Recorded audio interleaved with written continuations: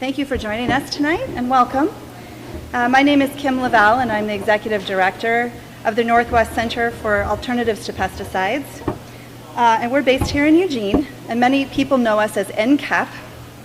Our mission is to protect community and environmental health and inspire the use of ecologically sound solutions to reduce the use of pesticides.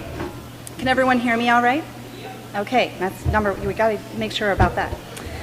NCAP serves a 5-state region, including Oregon, Idaho, Washington, Western Montana, and Northern California. And tonight I'm privileged to introduce our speaker, Ben Ross, who has been on a whirlwind tour of Oregon. We put this tour together many months ago. Ben called me and sent me his book, and I read it and was very impressed by all the detail in the stories, and just hearing about the history of how the chemical industry came to be and how much power they wield and how they established the regulatory system for their own benefit. And so he's going to tell us more about that tonight, and I'm very privileged to introduce Ben and to be in support of his tour here and to have NCAP sponsor him. We're very proud. There are so many connections between what Ben writes about and the work that we do at NCAP. Our goal is to protect the environment and community health by reducing pesticide use and inspiring a more ecological approach in agriculture, in the way we manage our urban lands, and in policies, both in our region and at the national level. And much of the work that we do toward those goals begins with education and promoting knowledge about pesticides and their impacts on the environment, and promoting an understanding of their history, the origins of the chemicals, and why we have the attitude toward them that we do. As we'll hear tonight, pesticides fit into a much larger story about the culture of pollution and the way things are introduced into our environment and into our lives, often without foreknowledge of what the consequences will be, but just as often with plenty of foreknowledge about those consequences.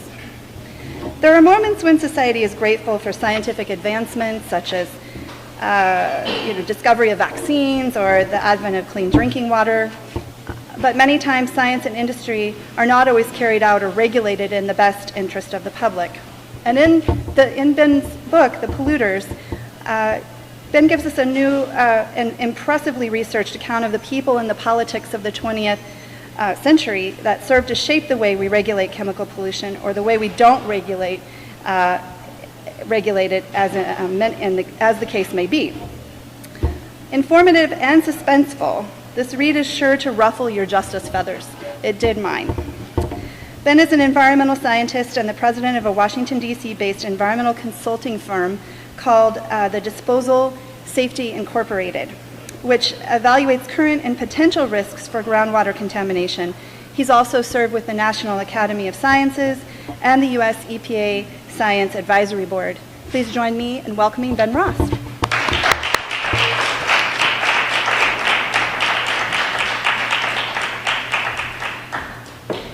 Thank you, Kim, for that wonderful introduction. It's really a pleasure to be here in Eugene, and especially at Cosmic Pizza, because the talk starts with a very appropriate subject for this location, which is beer. I'm going to take you back really to the first time industrial chemicals in food became a public issue. And so our story starts in England in 1880, when William Ewart Gladstone, the famous British statesman, became prime minister for the third time. He had to balance his government budget, and to do that he wanted to raise the tax on beer. Now, the problem was that the brewers had a very strong lobby in Parliament. So he had to find something to placate them. And England at that time had a beer purity law, just like Germany has now. It had been passed during the Napoleonic Wars to stop watering of the beer. And Gladstone made a deal with the brewers in which they agreed to let the tax increase go through in exchange for repeal of the beer purity law.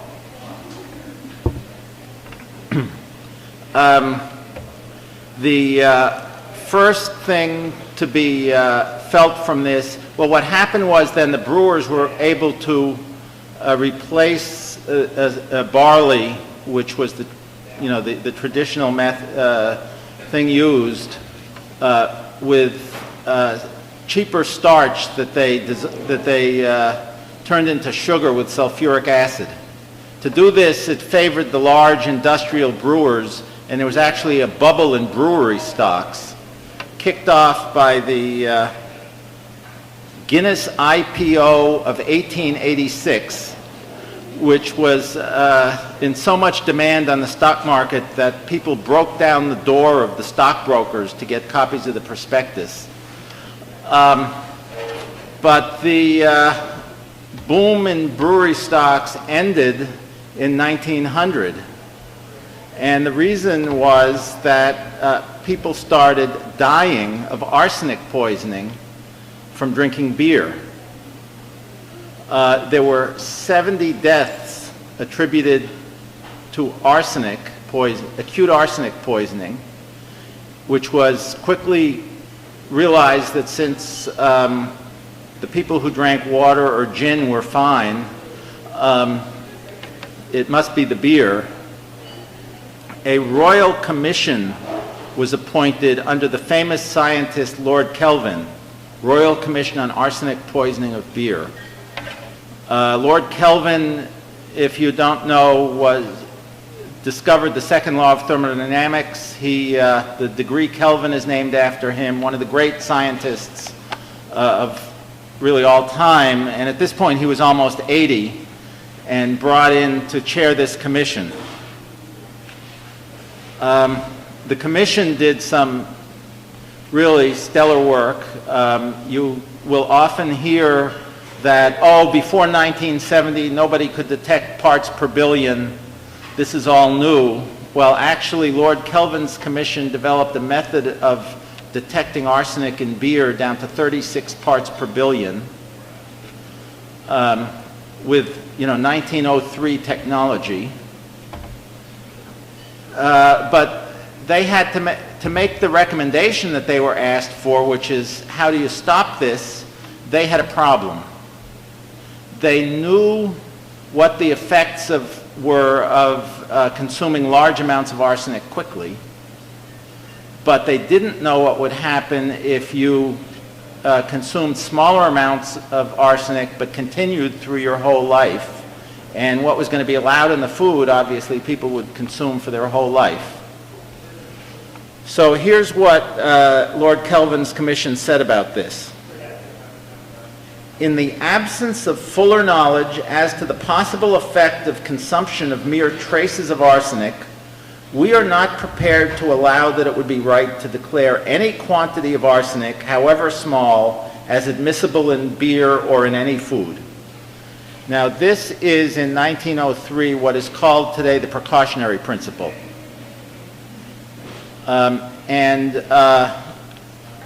They raised in their report the same objections you hear to it now and explained why they disagreed. Now, that rule, they had to have, that they set as the goal for the manufacturer, but they also had to set an enforceable limit that would be enforced by the government. And so they had to choose a number that could be measured and enforced. And they set a limit of 100 parts per billion of arsenic in beer or any liquid food, and 1 part per million in solid food. Now, in the United States in that period, arsenic was also a very large environmental issue, but it was coming up in a different place. It came up first in copper smelters. There were a series of lawsuits against copper smelters whose emissions of mostly sulfur were killing trees and livestock in the vicinity. There was a lawsuit against a smelter in Tennessee that's on the Georgia border that the Supreme Court, I believe, told the smelter to cut its emissions. And then Teddy Roosevelt sued Anaconda Copper in Montana. Since there were no environmental laws, the basis of his lawsuit was that since you're killing trees in the national forest, you're destroying government property. Now, Teddy Roosevelt was very hands-on. When the government sues you, we have an environmental lawyer here, I'm sure he knows this. Before the government sues you for some environmental violation, first they call you in and say, let's talk and see if we can work this out. In this case, the invitation was, would you mind coming to the White House and meeting with the President and the Attorney General? Well, that did get Anaconda Copper's attention, but it did not get their agreement. And the lawsuit was filed and settled under the Taft administration. But the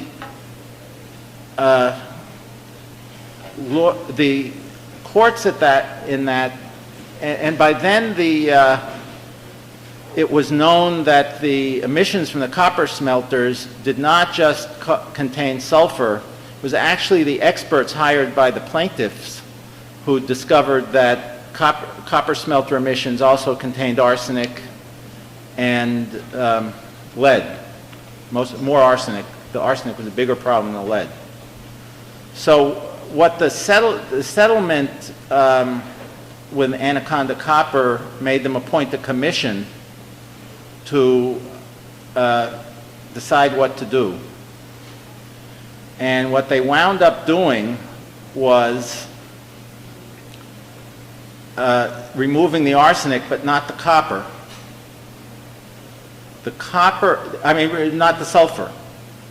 And the arsenic was then sold by the copper companies to make money, and the copper companies started promoting the use of arsenic as a pesticide.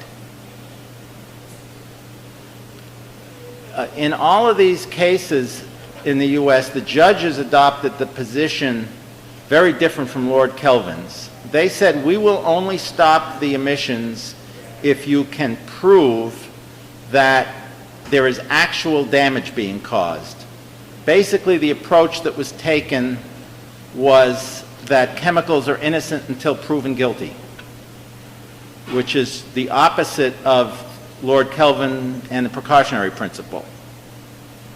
And that same principle was then carried over when leaded gasoline was introduced. There were a whole series of studies. People died in the factories where they were making the lead additive for the gas. Leaded gasoline was temporarily banned in 1925, but it was, again, the same principle was adopted, that the dangers, as it was expressed by Robert Kehoe, the scientist who was the chief scientist for the chemical company that made the lead and was really got a monopoly on lead research after that. His position was that if you have known economic benefits of using a chemical and the potential health effects are unknown, the known economic benefits always outweigh the unknown health effects. So again, the basic idea was that chemicals are innocent until proven guilty.